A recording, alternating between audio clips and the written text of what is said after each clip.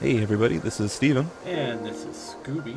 Welcome to yet another episode of Feedback, where Steven and I bring some music to each other and by extension to you, the listener. We will take a track, listen to it, analyze it, and then usually just go off to wherever our brains take us, which in a lot of cases is, man, we go places. I'll leave it We at that. do. We do. I will say that this week I'm slacking. I've only got one beverage, and it's just Whoa. good old water. That's it. The Man. tummy's been a little rumbly, so I'm trying to keep it settled with just some good old water. So that's all I've got.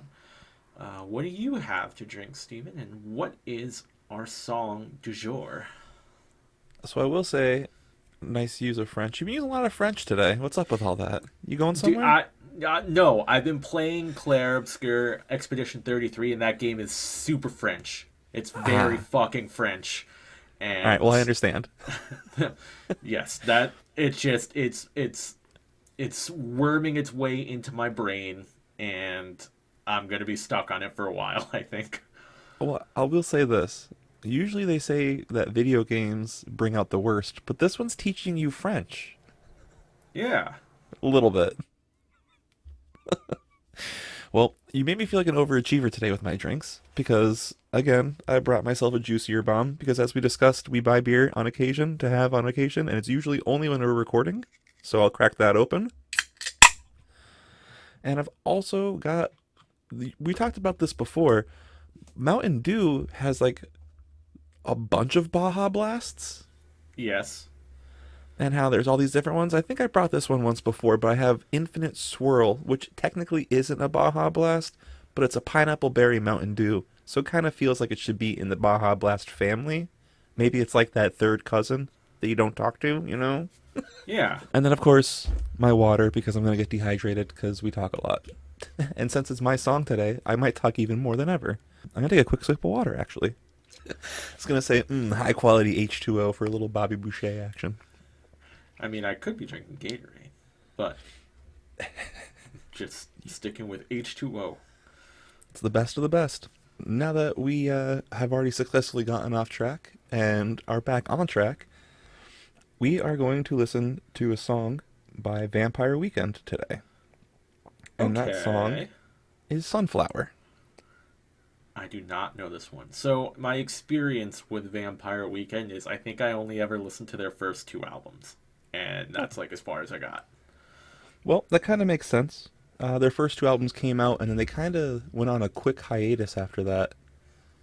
So it kind of makes sense that that happened the way that it did for you. Actually, maybe their third album came out. Yeah, because it was their self-titled Vampire Weekend album, which almost everybody is familiar with because of A-Punk and Oxford Comma. Yep. And then their second album came out, which was also fantastic, and that was brain farting Contra. And then Modern Vampires of the City came out in 2013. And then right after that, one of the founding members, was leaving the band, and they kind of went on a hiatus for a few years after that. And then this album that we're listening to today came out. Okay. But yeah, that they went silent around 2014 to 2017 because of that. But it was they announced the album was coming out in 2017, and they started doing some more tours here and there. And then this album came out, and they did some supporting tours. And fun fact, so I knew Oxford Comma and A Punk, but I didn't know that it was by Vampire Weekend when I actually got to see Vampire Weekend doing a test show for this album before they went on tour for real. So they were kind of like doing a small venue tour to area shows that they used to go to that were like their big deal show. And they were going there to kind of get just a small grouping and sampling of fans to kind of see how the tour would play out. So it was really cool getting the opportunity to get exposed to them in that way. So it was probably like a very intimate show, like small Yeah, venue.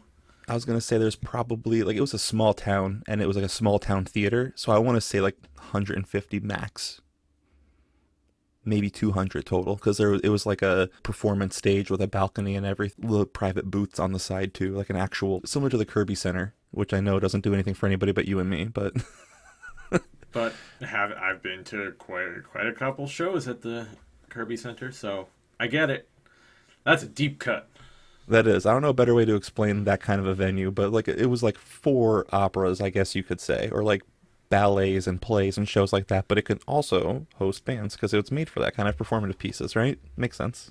Yep. It was awesome to realize that that was the band that wrote those songs because they played them, and then to also get exposed to a whole new sound by them, which was the first album they did without one of their original members, who I actually haven't named yet. My apologies. Let me go back and say that. The founding members were Ezra Koenig, Chris Bio, and Chris Thompson. And then the fourth member was Rostam. I'm going to butcher your last name, and I apologize. It's Batmanglij.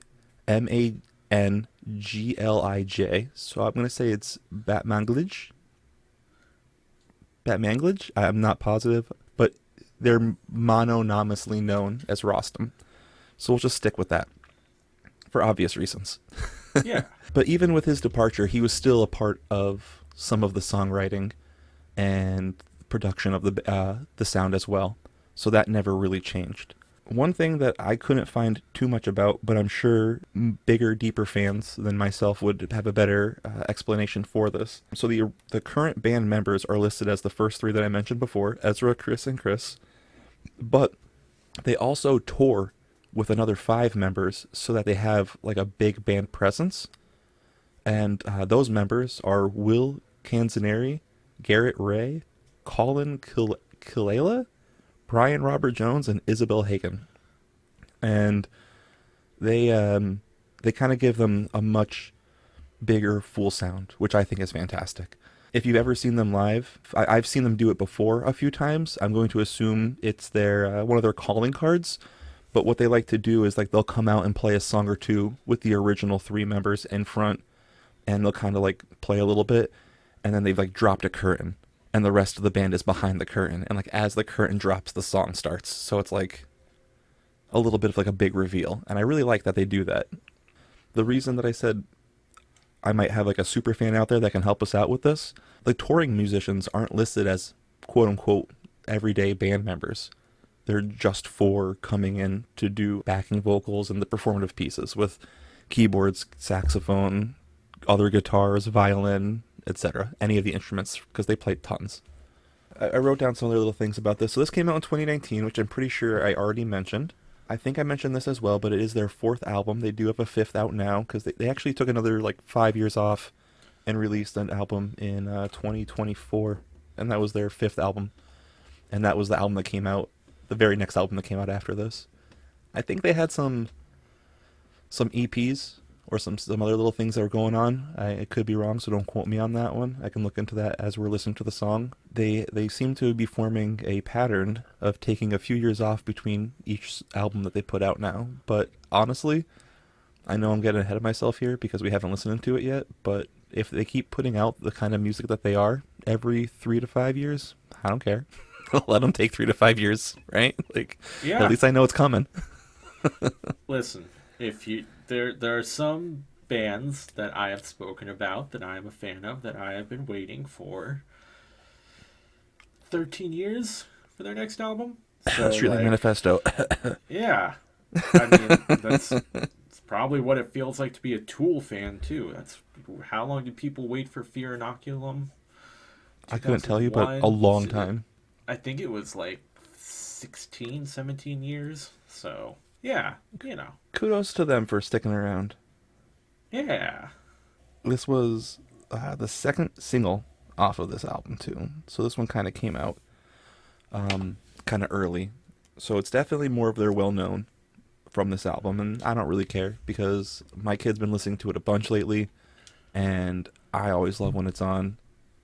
And it's been in my head probably just as much, if not more, since the recent addition to my family. But yeah, I've been feeling the song for a while, but super heavy lately, which is why I'm bringing it here today. It's also been on my Yeah, list for a while too, because I told you before I was having a hard time picking a song today myself, because I felt like I had to do something, and then I realized that's not why we're doing this. I don't We're not picking songs that because we feel like we have to. We're bringing right. songs because we're excited about them at the moment, or excited about them in general, right? That's right. So yeah, so we're gonna do that. I don't think I need to say anything else now. I do have a nice little thing to discuss post video, but I don't want to talk about it pre video. Okay. But yeah, I will. I'll use that as my buffer to let you get yourself ready. How about that? Sounds like a plan.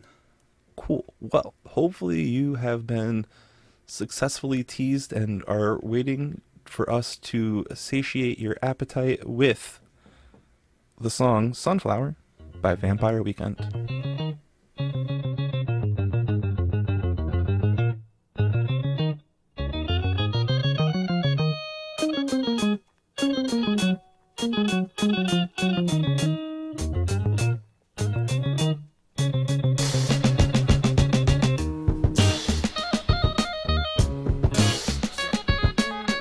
Okay. Oh, there it is. Sunflower in the morning, standing in the garden, all before you wake. No power can compel you out into the daylight. Let that evil wait. Strange thought upon the pillow. What day demands a day? Well, I don't know.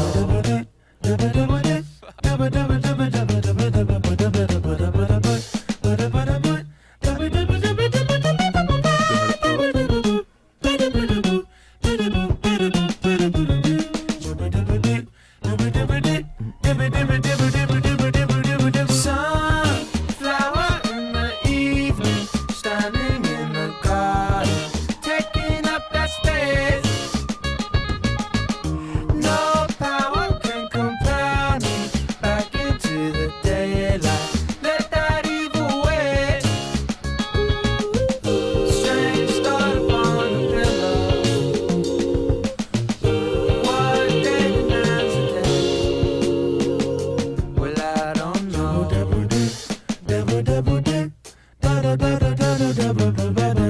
You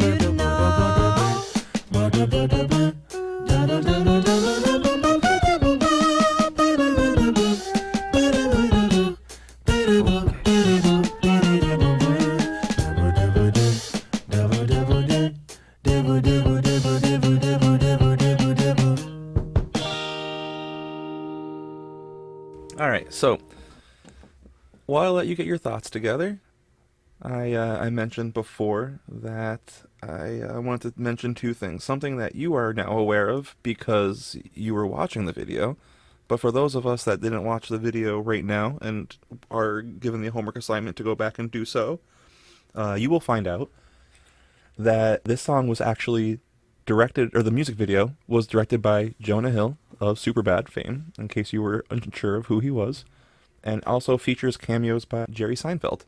The one thing that I wanted to mention that I forgot to pre-song was that there is another artist featured on the song. They are Steve Lacy. That was the person that was doing all of the scatting, or at least most of it, if not all of it.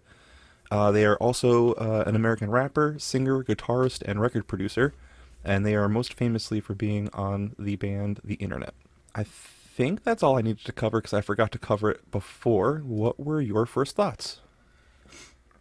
So, given my experience with Vampire Weekend, it sounded like Vampire Weekend, which is good because Mm-hmm. what I have heard by them I've enjoyed. But as per usual, what tends to happen when I listen to something new is I kind of compare it to other artists that Mm-hmm. I know and enjoy. And I'm going to ask you if you agree with me on this, but this almost felt like something that Lewis Cole and Nowhere could have done. Just like less intense. than Nowhere. Yeah. Yeah, I would agree with that. It would be definitely a less intense version of a Nowhere song, for sure. Yeah, you'll say indie because it is, but it definitely had a very funky groove to it, Mm-hmm. which, as we all know, and I'm a big fan of funky grooves. Agreed. I would say that so this album was listed as pop and indie rock, which I mean, yeah, absolutely. But this song and the band more specifically are also more locked into the psychedelic jam rock kind of jazz stuff, and then also have been accredited with being influenced by Afro rock. So you can hear all of those influences through Yes. most of what they play, but especially this song. Yeah. The one thing that really grabbed me for this song was that intro. I love how like heavy and in your face that bass line was, and it just like we were saying before, it has that funk to it, and it kind of gets you prepared for what you're going to be listening to straight off the bat. Like there's no confusion. You're here for it. Buckle up, right? Like, Yeah. and I really do enjoy how that kind of set the tone for the entire song, and just like it does carry that out. Like you won't hear a lot of scatting in anything else that they do, which is because Steve Lacy's doing the entirety of it. Yeah, I went back and looked just to make sure, and Yeah. that's why, because he's featured here, so that makes sense for why that happens. But other than that, like as you said, like it is very much a Vampire Weekend sounding song. So just to circle back to that, like if you enjoyed this, you will enjoy about 90% of their catalog, guaranteed. Yeah, Um, it's. I would say they have a fairly distinctive sound for themselves. Like, so I think I've shared it with you before, or I've at least shared it in general, and perhaps you've listened to it. But there's a cover of A Kid that Scott Two Network and Jeff Rosenstock did, yes. and like it's a very good cover. But listening to it, it's like you could tell it's a Vampire Weekend song. That even when they translate it Yeah. to the ska genre, you're like, yeah, but it still sounds just like Vampire Weekend, just with horns, pretty much. And I mean, they do use horns, but not like as heavily. And that's another Yeah. reason why I like the Vampire Weekend, because we said it before, I'll say it again, I'll say it a million more times. Every project could use a horn here and there, and it always sounds better with it. So Agreed. We will die on this hill. we will. I don't care. It'll be a valiant effort and a fight worth fighting for. At least that's what I'll tell my kids. Um, One of the things that's nice about this song, for me too. So this whole album, Father of the Bride, is very obviously, well, I mean, I guess maybe not, because it could be about anything if it really wants to, but it's about love and a wedding, and there's a lot more story in some of the earlier songs, and there are some story in the other ones, but like it feels like the first handful of tracks off of Father of the Bride are very much just like the story specific, and then it kind of goes off into other elements of it too. But there are a few songs on here featuring one of the Haim sisters as well. I can't remember which one it is. Crap. I'm gonna look for it real quick. But yes, I'll look for it real quick in a second. First, they kind of bring her in, and those songs kind of have more of like a folk sound to them, and that's kind of where this will differ a little bit for a Vampire Weekend album, but it still has more funk and soul in it as well. So anybody that's kind of interested in what else this can kind of sound like, this is a really fun album for that, which is why I'm kind of encouraging you to go back and listen to it. It kind of feels like right around here, they kind of started exploring their sound and kind of changing things up a little bit. So I wouldn't necessarily say it's a concept. I don't want to say like a transition either, because so when I saw them live very recently, which was when they were touring for their newest album, which is Only God Was Above Us. They played a punk, but they played it as a ska song, and they said it's called ska punk now, and That like a knee that is, slapper. yeah, that's what they called the cover. So I wonder, they must have been aware of it then. I would have to assume so. They didn't. So when they said that they were playing it, they said they were having fun re-envisioning it as a new sound to see what else can be done with it. So I don't know how much they were a part of that cover, maybe even question mark, Hmm. to kind of like I feel the sound out themselves. But they played it live in their own kind of way, and like they kind of got mixed reviews from the crowd. But I was there for it. I was all about it because it Well, was hell just this, yeah. it was the same song with a little more horns, played a little bit faster tempo, but it was still a punk, like you said. Like, Yeah. so they did that. And then there was another song that they played a little bit differently too. I feel like it was this song, but there might have been another one as well. This song being Sunflower, the reason that we're here for today. But the reason why I brought that up about it being Father of the Bride and kind of having that story and all that stuff is this song, absolutely fantastic on its own, doesn't sound like it is necessarily about this actual like love story, quote unquote, or whatever it is in relation to for Father of the Bride. But it does sound like it can be a tribute to the person that it's about, and you wouldn't necessarily need to know the rest of the story to appreciate this song. So I can understand why this was a single, because like when you're talking about the lyrics to kind of do the symbolism of things, they're talking about a sunflower and how it kind of always follows the sun. That's why it's called the sunflower. It'll pick up and turn its head the whole day to face the sun. So it's saying like, I love you so much, I'm following you around and I'll never betray you. That was like, just a quick TLDR of the lyrics. Because in verse 2 he says, let the evil wait, like, no power can compel me to do anything differently. I'm going to follow the daylight and you're my daylight, right? At least I think so. Maybe I'm wrong. But yeah, I just want to touch on that to kind of say, like, how it kind of fits into the story of the album. And it still seems like it can be its own standalone piece, too. Yeah. But that would, like, explain the chorus where he says, what day demands a date? Our wedding day, right? Right. But then well, I don't know. Well, if you listen to the rest of the album, you'll kind of understand what's going on and why that is what it is, right? Okay. But that scatting is actually, so I've heard them do it live. I'm gonna say it's without Steve Lacy because I don't think he tours with them constantly. But I've heard them do it Yeah. without him, and it sounds very good, both on album and in person. And I never thought that I'd be like, man, I really need me some scatting, but like, Ugh. it just fits here. I don't know why it works so well, but it really does. I don't know if it's because there's like just enough of it and it's not been overkilled in a long time, right? Maybe. I I mean, that's part of it, but I also think that this is an interesting thing for me because one of my biggest gripes about music is I find it kind of boring when you've got the guitar and the bass and they're both just kind of doing the same thing. But in this song, they are doing the same thing, but it's so much more dynamic.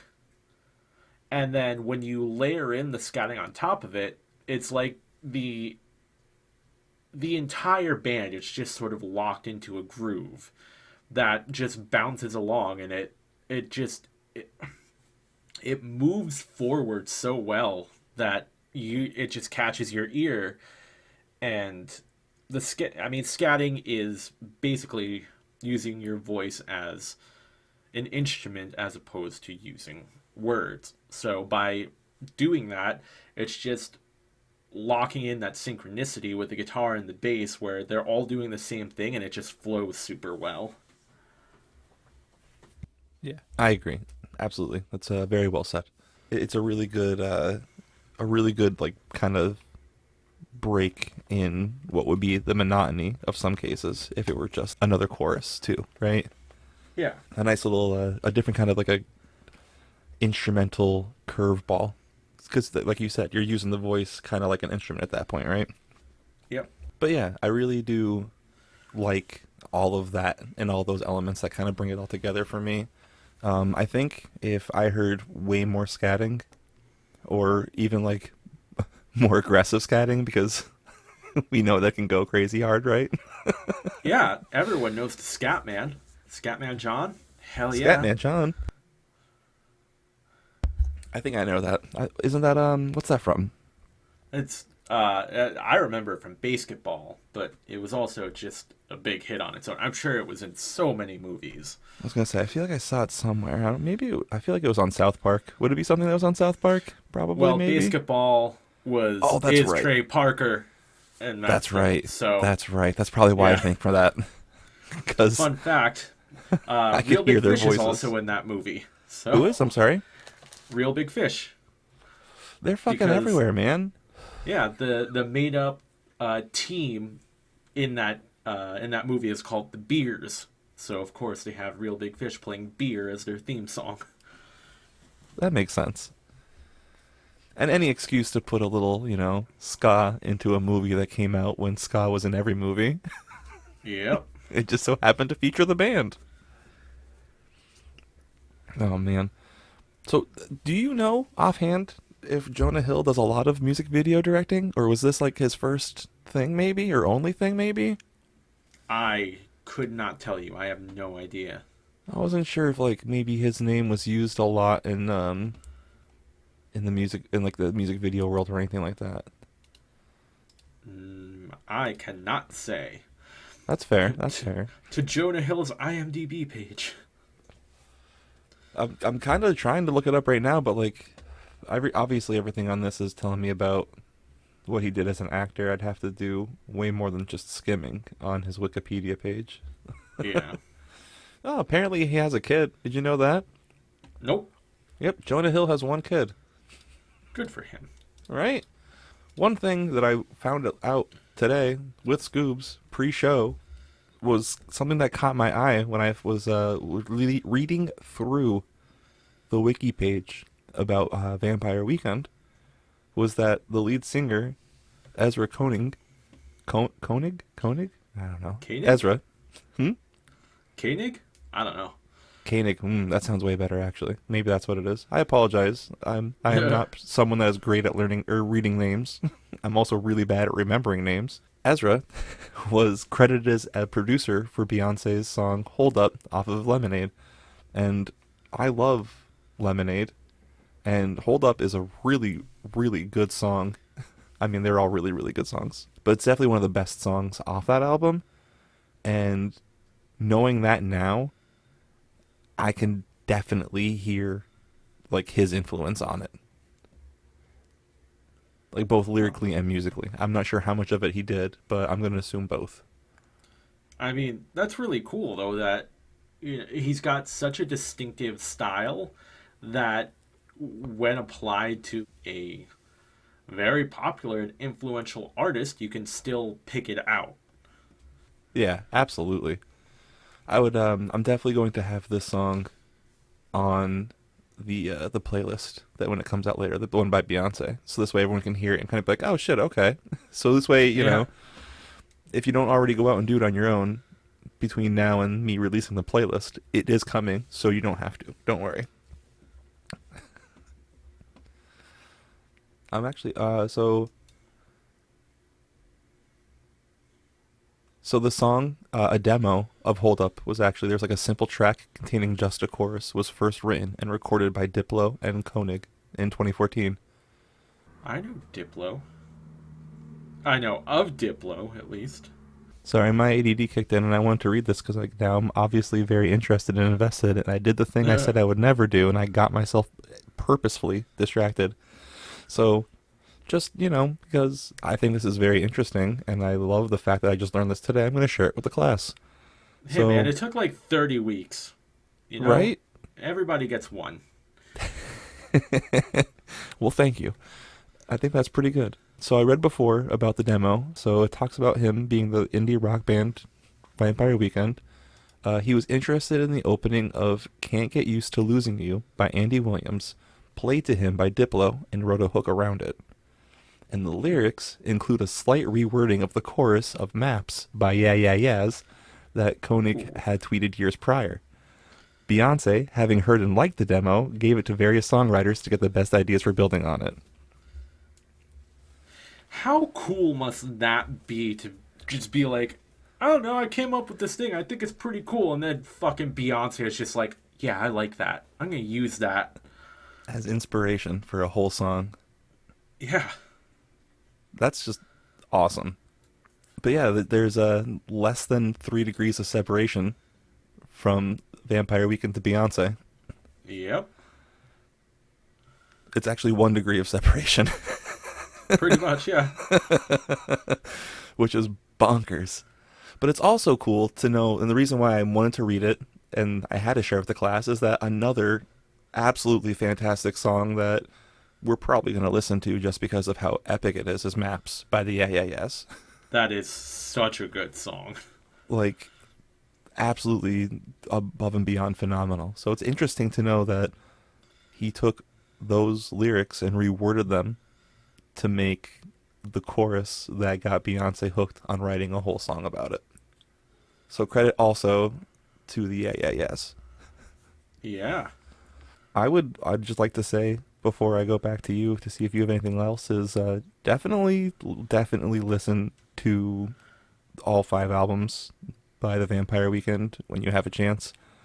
I'm going to have a hard time picking out a few, but I will be picking out exclusively Vampire Weekend songs except for this single because of learning about it today.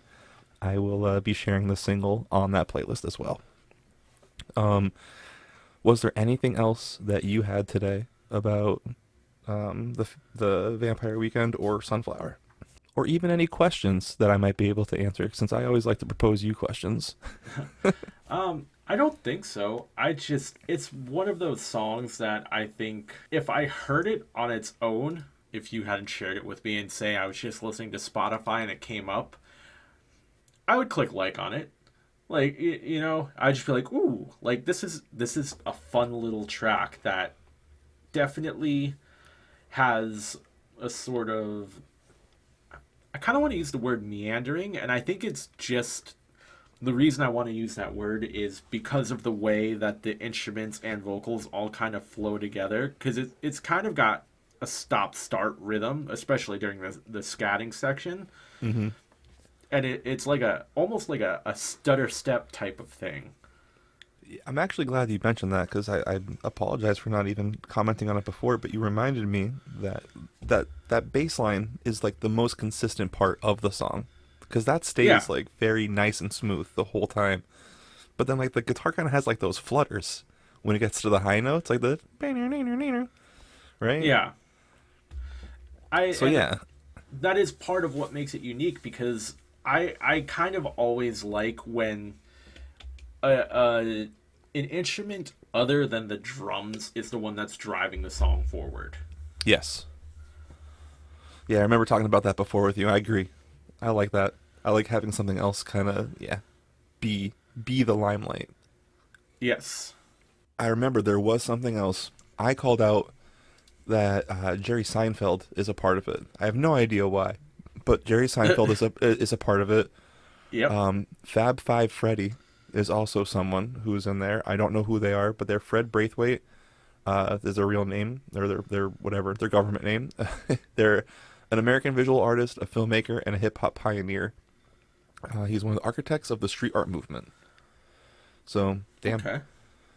But yeah, he emerged in New York's downtown underground creative scene in the late 1970s as a graffiti artist. Damn, that's really cool. So he's in there.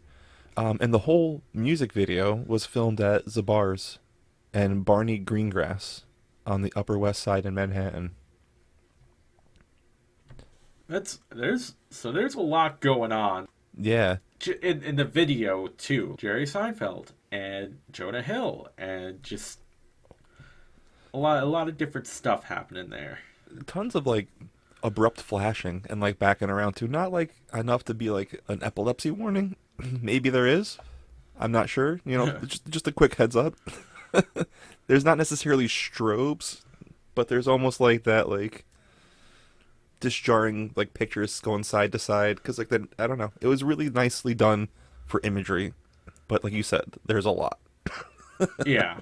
I wanted to say thank you for calling back out the video because we actually didn't discuss that. We got a little sidetracked and then talked about everything else a whole bunch and forgot a little bit. So good work on that. Thank you. Yeah, we don't. That's not a thing we do. No, never. Who, us? Nah. I think that was all my notes that I kind of covered before too. What about you? I am not a responsible student, and this has been a thing that has been true throughout my entire life, and I didn't take notes. So, Hey, you did pretty good. yeah.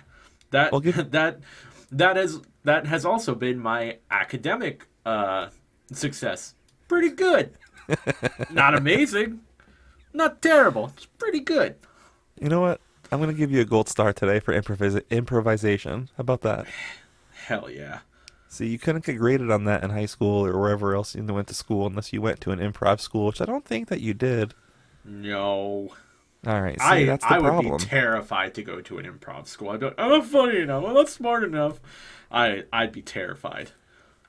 Man, that's not fair. You just did a great job today. What are you talking about? I do my best. I'm proud of you. Thanks, pal. Hey, no problem.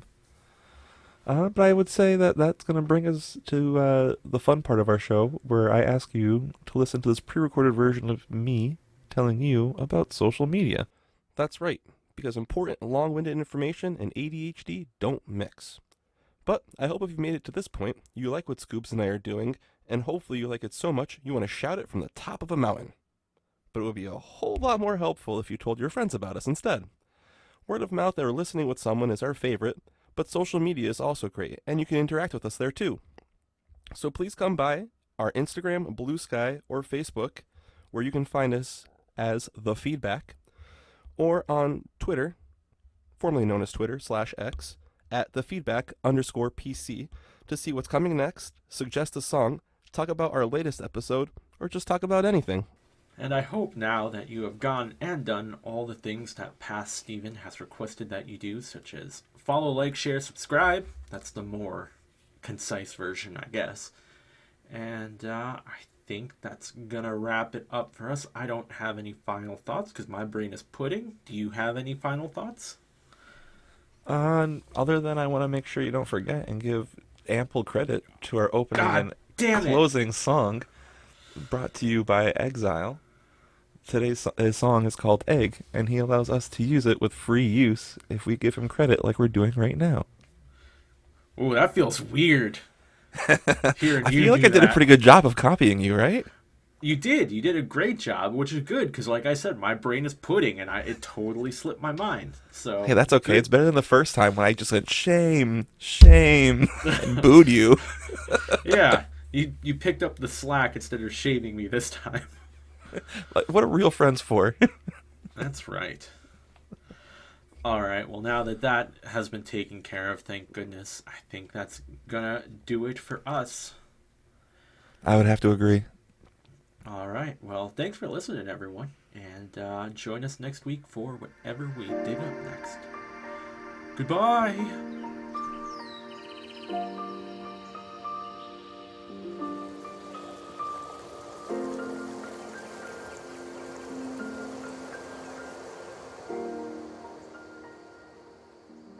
I went and was looking through other songs today and kind of trying to decide what I wanted.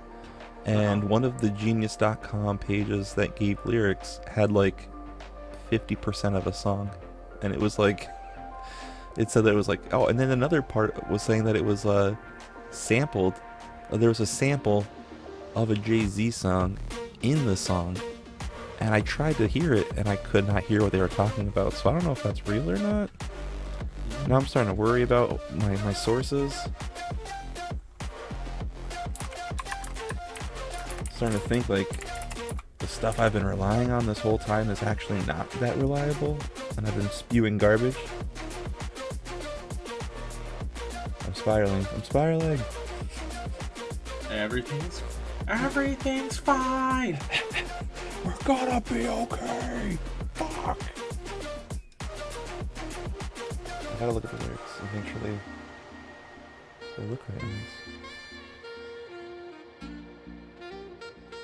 Sorry, I had to mute myself. I was coughing there. Ew. I figured it was better to explain myself now than having a extremely loud cough blast your eardrums. I get it. Plus, you can call all this stuff out, and then you can cut back in when I say the really cool thing like, "That's right." I don't want to say that. So That's actually... cool.